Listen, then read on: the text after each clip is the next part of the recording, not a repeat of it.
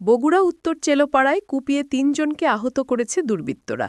সোহেল আহমেদ, বগুড়া সদর প্রতিনিধি। বিস্তারিত। আজ বৃহস্পতিবার বগুড়া শহরের উত্তর চেলোপাড়া এলাকায় ২ গ্রুপের পূর্বশত্রুতার জেরে ধারালো অস্ত্র দিয়ে এলোপাতাড়িভাবে কুপিয়ে আহত করেছে।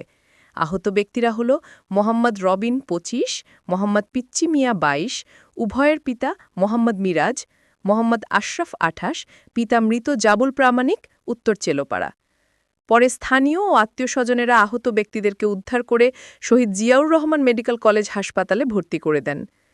চলনবিলের সময়ের প্রতিচ্ছবি। আমরা তো কিছুই জানি না, আমরা তো দুপুরে বন্ধ করছি, খেতে গেছি। সকাল দোকানদারি করে মাল নিয়ে সব মাল কি অবস্থা, টাকা পয়সা সব নিয়েছে। আমরা কিছুই জানি না।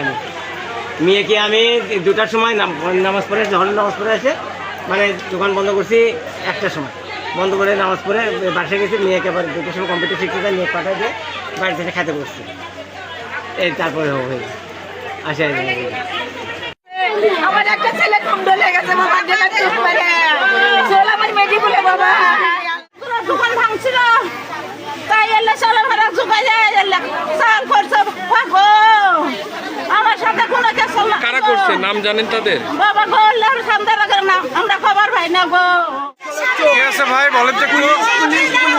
পুলিশ চলে তো আমার